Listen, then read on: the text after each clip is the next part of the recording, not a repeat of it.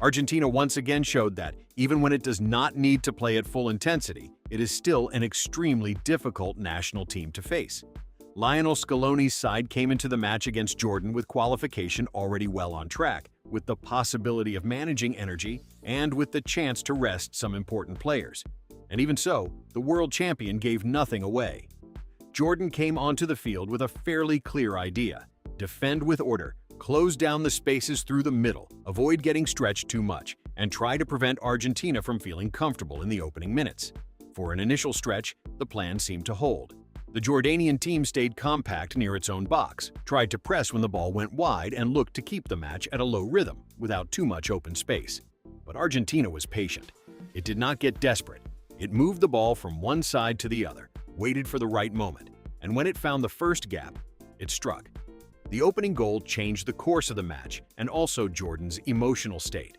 From that point on, Argentina played with more calm, more authority, and with that feeling of a team that knows exactly when to accelerate and when to control the tempo. The curious detail of the night was that Lionel Messi did not start the match. For Jordan, that had been a small kind of initial relief. Not because Argentina stopped being dangerous, but because any opponent understands what it means to face Messi in a World Cup. But that calm did not last long, not long at all. After the match, Jordan's head coach spoke with respect, honesty, and without looking for excuses. He recognized Argentina's superiority, valued the effort of his players, and left a phrase that summed up very well what his team felt. At first, they were happy not to see Messi on the field, but after the first goal, the smile disappeared quickly. "We knew it was going to be a very complicated night," the Jordanian coach began. "When you face Argentina, you are not just facing a group of good players. You are facing a world champion team, a team with memory, experience, hierarchy, and a very clear idea. We prepared the match seriously, we tried to imagine different scenarios, but there are things you only understand once you are on the field." The coach explained that the initial plan was to survive the first few minutes without losing order. Jordan knew Argentina could be dangerous if it found spaces between the lines, so the idea was to reduce distances and not allow the Argentine midfielders to receive the ball comfortably. Our intention was to stay together. We wanted to close the center, prevent Argentina from receiving with freedom, and force them to play in areas where we thought we could defend better. At times we did that, especially at the beginning. But Argentina has a very big virtue. It does not get desperate. If it does not find the space on the first move, it looks for it on the second. If it does not appear on the second, it keeps moving you until, at some point, it forces you to make a mistake. Then came one of the most talked about statements from the press conference. The coach admitted that when he saw Argentina's lineup and noticed that Messi was not among the starters, he felt a small sense of calm. "I am going to be completely honest," he said with a smile. "When we saw that Messi was not on the field, we breathed a little. I am not going to lie. We all know who Messi is. We all know what he represents. It does not matter how old he is. It does not matter if he plays 90 minutes or 20. Messi changes the energy of any match. So when we saw that he was not starting, we thought, well, maybe today we can suffer a little less." But that feeling, according to the coach himself, faded almost immediately. "The problem is that Argentina is not only Messi," he continued. "Of course Messi is unique. Of course he is the player everyone watches, but this team has so much quality around him."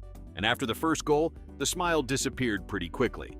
That was when we understood that it was not enough for Messi not to be on the field. Argentina still has players who read the game very well, who know how to wait, who know how to accelerate, and who know how to punish you at exactly the right moment. The Jordanian coach especially highlighted the way Argentina managed the match after taking the lead. For him, that was one of the clearest signs of the maturity of Scaloni's team. Argentina did not go crazy after the goal, but it also did not allow us to grow. That is the difficult part. There are teams that score and then lose concentration or relax, or give you a chance to get back into the match. Argentina does not. Argentina hits you and then controls. It gives you the ball at times, but it does not give you comfort. It invites you to come out, but when you do, it presses you. It forces you to make quick decisions, and if you are not precise, you lose the ball again. He also recognized that Jordan lacked greater composure when it recovered the ball. According to the coach, his team managed to defend with dignity during some stretches, but could not sustain long possessions or create constant danger. We lacked calm. I have to say that. When we recovered the ball, many times we gave it back too quickly. And against Argentina, that is very dangerous because you end up defending again and again. You cannot spend the whole match running behind the ball against a team like that. We needed to have longer possessions, breathe, connect passes. But Argentina's pressure, the stage, and the quality of the opponent made everything much more difficult. Despite the defeat, the coach did not want to punish his players. On the contrary, he valued the effort and stressed that for Jordan, these kinds of matches are also part of a growth process. I cannot say that I am satisfied with losing because nobody wants to lose, but I can say that I am proud of the effort. The players ran, fought, tried to follow the plan, and never stopped competing. Obviously, there are things to correct, many things, but facing Argentina in a World Cup is a very big experience for our football. These matches hurt, but they also teach. When asked whether the blow of the first goal changed the team's mood too quickly, the coach was very sincere. Yes, of course it changed it. We had started with concentration, with hope, with the idea of holding the match for as long as possible. But when Argentina scores, the match changes. And it does not only change on the scoreboard, it changes in your head, because you know that now you have to come out a little more, that you have to take more risks, and against Argentina, taking risks can be very dangerous.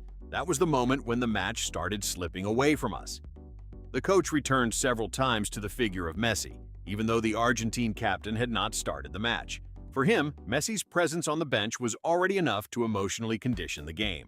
Messi conditions everything, even when he is not playing. That is something very few footballers in history have achieved. You look at the bench and you know he can come on at any moment. And when a player like that is waiting, you can never feel completely calm. Your defenders know it, your midfielders know it, everyone knows it.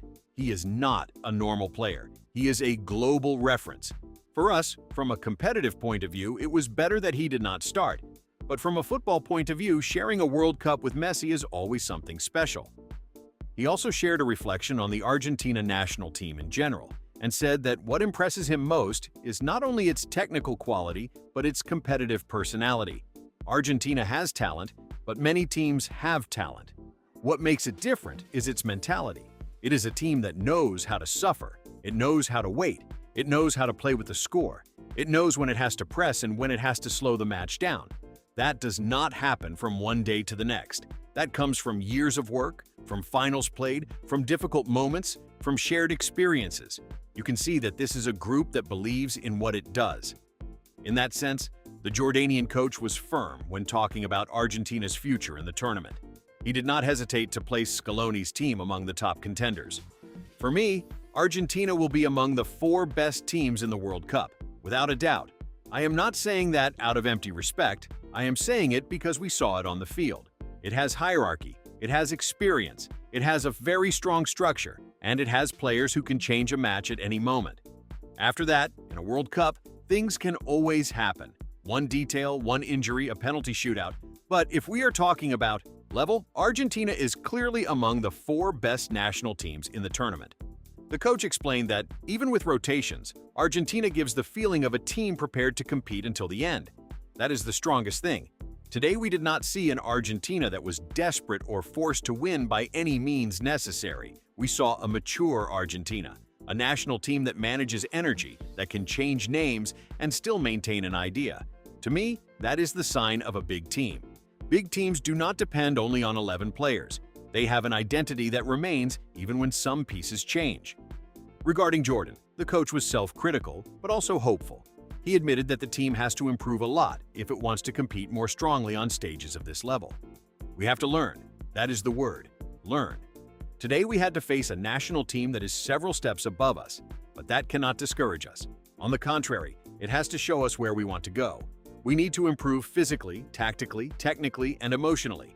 In matches like this, every detail counts. Every misplaced pass, every late mark, every second of lost concentration can cost you dearly. And before closing, he left the message he wanted to send to his people. I know our fans expected us to compete better. We expected that too. But these kinds of experiences are part of the journey. Jordan has to grow, it has to keep working, and it has to believe that it can return to a World Cup. And if we return, we want to do it better. We want to show a stronger, braver, more prepared version. Finally, the coach said goodbye with a phrase full of respect for Argentina and hope for the future of his national team. Today we faced one of the best national teams in the world. We had to suffer, but we also had to learn. Argentina already knows what it means to compete at the top, and it will surely be among the 4 best teams in this tournament. We, on the other hand, are building our path. We hope that in the next World Cup we can have a much better performance, represent our country better, and show that this experience helped us grow.